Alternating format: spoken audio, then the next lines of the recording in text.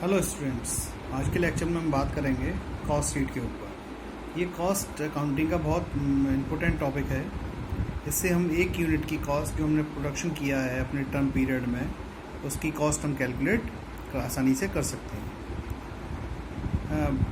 Cost sheet में हमें एक स्टेटमेंट बनाना पड़ता है जिसमें हमें स्टेप बाय स्टेप एक्सपेंसेस या ओवरहेड्स, जो कॉस्ट अकाउंटिंग की लैंग्वेज में एक्सपेंसेस को ओवरहेड बोला जाता है, वो हमें पुट करने पड़ते हैं। देखें हम कॉस्ट शीट बनाते कैसे हैं।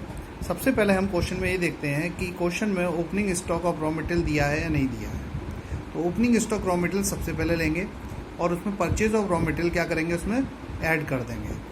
अगर परचेज ऑफ रॉ मटेरियल करने के लिए कोई कैरी इनवार्ड पे किया है तो उसको भी हम ऐड कर देंगे और उसमें से closing stock of raw material घटा देंगे जो ईयर के या आपके टर्म पीरियड के एंड में बचा हुआ है। इसको माइनस करने के बाद आपका कैलकुलेट होकर आता है रॉ मटेरियल कंज्यूम।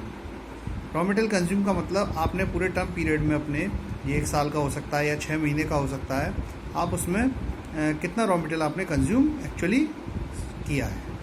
इसके बाद हम ऐड करते हैं इसमें डायरेक्ट वेजेस। अगर डायरेक्ट वेजेस में कोई एबनॉर्मल आइडल टाइम हुआ है तो उसको लेस कर देते हैं उसमें से। फिर हम ऐड करते हैं डायरेक्ट एक्सपेंसेस और रॉयल्टी। अगर कॉल माइंस वगैरह की बात की जाएगी तो रॉयल्टी होगी, अदरवाइज नहीं होगी। इसको ऐड करने के बाद हमारा पहला स्टेप कैलकुलेट हो जाता है जिसको हम बोलते हैं प्राइम कॉस्ट। प्राइम कॉस्ट के बाद हम इसमें ऐड करते हैं फैक्ट्री और वर्क ओवरहेड। जो फैक्ट्री से रिलेटेड खर्चे हैं सारे हम ऐड करेंगे इसमें। उसके बाद opening stock of work in progress, जो सेमी प्रोडक्टिव गुड्स होता है उसका ओपनिंग स्टॉक ऐड करेंगे और लेस करेंगे closing stock of work in progress. इसके बाद सेल ऑफ स्क्रैप अगर क्वेश्चन में गिवन है तो उसको भी लेस कर देंगे क्योंकि उससे हमारी कॉस्ट क्या हो जाती है, कम हो जाती है।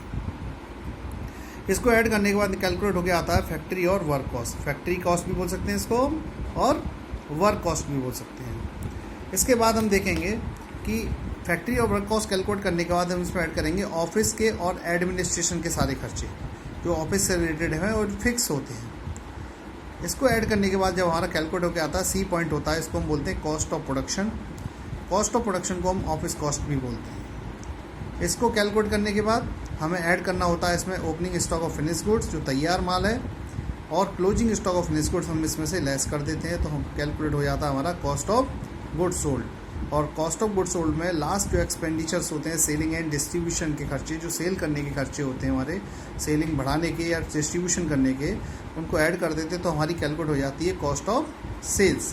कॉस्ट ऑफ सेल्स, सेल दे रखी होती है हमें, सेल में से हम कॉस्ट ऑफ सेल्स घटा देते हैं तो हमारा या तो प्रॉफिट आएगा या लॉस आएगा। और एक यूनिट की अगर हमें कॉस्ट निकालनी है तो हम कॉस्ट ऑफ सेल्स में डिवाइड कर देते हैं नंबर ऑफ यूनिट सोल्ड का। अब बशर्ते बात ये आती है कि हमें पता नहीं होता है कि हम कौन से फैक्ट्री के खर्चे माने, कौन से ऑफिस के माने, कौन से सेलिंग के माने। तो इसके लिए मैंने थोड़े से एग्जांपल दे रखे हैं इसमें कि फैक्ट्री ओवरहेड्स में factory lighting, factory manager salary, factory rent, depreciation of machine, depreciation factory building, drawing office salary, haulage, fuel gas and water coal. Office में office staff salary, legal expenses, depreciation office furniture, office building पर depreciation, selling and distribution में depreciation repair of delivery van, sales manage salary and commission, bad debts, advertisement expenses और sales and promotion expenses. और भी कई expenditures होते हैं जो इन overheads के इंटरनल आते हैं। वो आपको क्वेश्चंस में मिलेंगे और आप उनको क्वेश्चन में अगर कोई दिक्कत हो तो वो उसमें आगे एग्जाम्पल्स वगैरह में आप देख सकते हैं। तो स्टूडेंट समझ में आ गया आपके? कोई प्रॉब्लम हो तो पूछें। Thank you.